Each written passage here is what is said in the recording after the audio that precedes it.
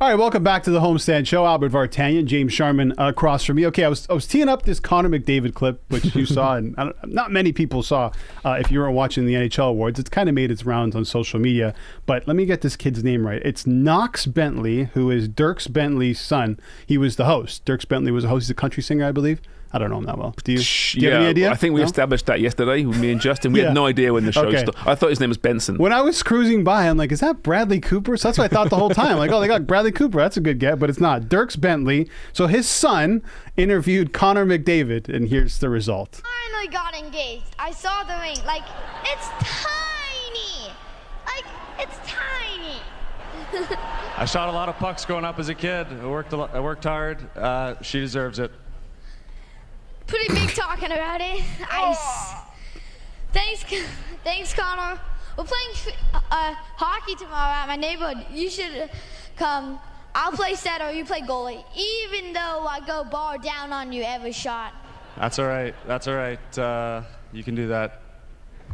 Thanks, Connor.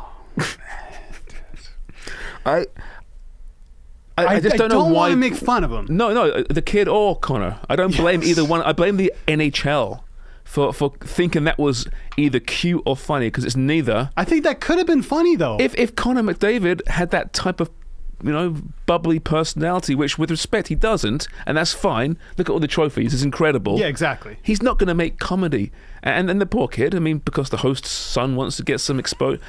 It was awful. It was awful. But if you had someone else who can kind of play off that, but how do you blame? Okay, I understand blaming the NHL, but you can't blame the NHL for McDavid's personality. He's the star of your game. You want to prop him up as much as you can. Yeah, but yeah, precisely. Right. But keep him in his comfort zone, right? Yeah, he was not ready for that. No, he wasn't.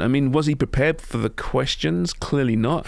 He can't, he's not going to riff with someone and come up with some great one-liners and great banter. Right. Maybe in the room he does, but when there's, NHL Awards, there's got to be, at least 37 people watching it, right? A lot of pressure. Right. All family members. I don't know, just the NHL, I love the NHL, I love hockey, but they do a lot of things right, they do a lot of things wrong, and they need some help with these kind of entertainment packages, don't you think? Yeah, are they in trouble? Are they a league that's in trouble in the near future? Probably. In terms of promotion? Yeah, look what the NBA is doing. Just look at the cap, for example, right? And how it's been flat for a while for hockey, and it's going up to maybe 86, 87 for next year. Right. And the NBA, who was level for a long time their cap's about 130, 140 now. Yeah, almost 140. Right? That's two leagues going in different directions. MLS is now the top 4 big leagues in the States for attendance, for example. Bigger stadiums, I understand all that, but that's MLS. Right. Putting some pressure on NHL in North America. I'm not saying Canada, obviously. I don't know. Is it in trouble? It's not in trouble per se, but I think it could be. If look at the MLB, who is reluctant to ever change anything, any rules about the game, how the game is played, speed up the game, and they've done all that, and they've had an increase in 10% in attendance. If that's because of the rules, I'm not sure, but you're knocking off, half an hour, 45 minutes of a game? It's way more enjoyable to watch right now. Yeah, but the NHL don't seem to think that's important right now. I know. And here in Canada, let's be honest, it's not no one's really doing a great job of promoting the game the way it probably should be. They're doing a good job in the States. They need a marketing workshop. Like the TNT show is great. Spittin' Chicklets has a great... That's the thing with Spittin' Chicklets. You get a player who you never hear talk. He goes on there and it's like, where'd this come from? Yeah. Why don't we see this? But obviously a lot more looser. And that's Paul Bissonnette, a guy that was a grinder in his playing days. Hardly a star, and now he's almost, dare I say, he's becoming more well known than some of the stars playing the game. 100%. And speaking of which, we have a clip here from Spittin' Chicklets. It's the Conn Smythe winner, Johnny Marshall show. He talks about Phil Kessel and the speech that he gave ahead of Game 5 before Vegas won the Stanley Cup. He's a character. The way he speaks, the way he says things, now everybody talks like him on the team.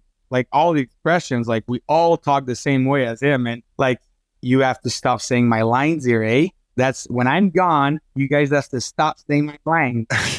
He's so funny. He comes in before Game 5, the practice day, and he's like, if you guys lose that game and I have to fly to Florida and back, I'm going to be pissed. It was so much fun to just be around that guy this year.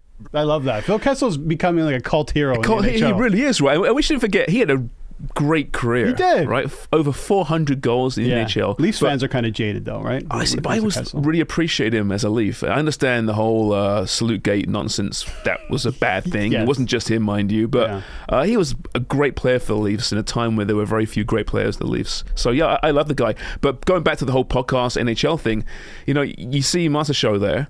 Personality coming out. McDavid was on the Chicklets as well recently, and you see some personality. They feel comfortable in that environment. And that's great. It's fantastic, right? Love podcasts, but you put them on a big stage and you try and force feed the humor. It just isn't going to work. So how do you change that? Is that possible to change that? Because you're seeing a lot more award ceremonies for starters. How about that? But you're seeing a lot more athletes come out with their own podcasts, and you hear a different version of them. Yeah. They're really knowledgeable. They're funny. Shackles are off, right? Yeah, completely off. But they go on, I don't know, some sort of studio show, maybe something like this, and they kind of shell out. Well, I think partly when they're being interviewed by contemporaries, players, not necessarily hosts or journalists, they feel more comfortable, right?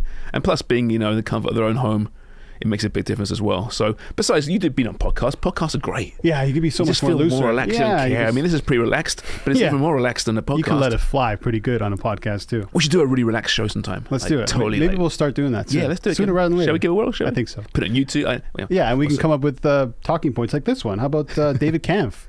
Wow, exciting. Fourth line. Leaf fourth line chat. News. Any day, sunshine. There's a report, Ellie, if you can put up the board, it's the Leafs tweet that the Leafs are focusing in on bringing back Kampf, Kerfoot in there as well, but the focus seems to be on David Kampf, which I think makes sense in terms of wanting to bring back a player who's going to cost, what, I don't know, $1 million, $1.5 million?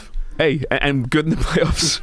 I can't believe we're talking about David Kampf, but yes, it's 3 goals, 3 assists, big goals, big assists in the playoffs, right? Good face-off man, plays all parts of the game, kills penalties, absolutely. Dude, if you're going to end up paying Nylander, we'll get into this later on in the show, but if you're going to pay him 9 or 10, it's going to be 2. I mean, but I'm saying these are the deals you got to make. But this is what Dubas was a professional at, getting these little sneaky deals for cheap to fill out the rest of the roster. It better be cheap. I mean, what if they bring back the core four, which it seems that they might well do, and they bring back Kampf and Kerfoot?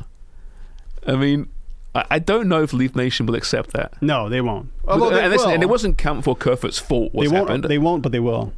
Yeah, of course they will. It's Leaf Nation. They'll fill that barn every time. Of course they will. I don't know. It's just, we'll see. Listen, by the time this show finishes, a massive trade could have happened, and they could have traded, I don't know, the rights to talk to Alex Kerfoot or someone. Yeah, exactly. Yeah, Kerfoot's UFA. Gotta go. Okay, they need to end off on this fourth line stuff. July 1st is coming up around the corner. NHL free agency. Also, which means a lot of players who are retired, who signed big contracts or getting deferred payments, are still getting paid. So, Ellie, if you could bring up this Reds payroll tweet. Ken Griffey Jr. is still on the books for the Cincinnati Reds. As you can see there, he is currently on the Cincinnati Reds, the 2023 team.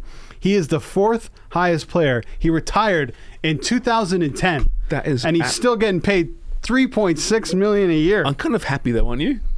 I would be happy. Ken Griffey Jr. was brilliant, so much fun to watch. Yeah, genius, as good as you'll see. So I'm kind of happy to see him still relevant. He signed this deal in 2010. It's crazy, isn't it? Yeah. And he retired when? He retired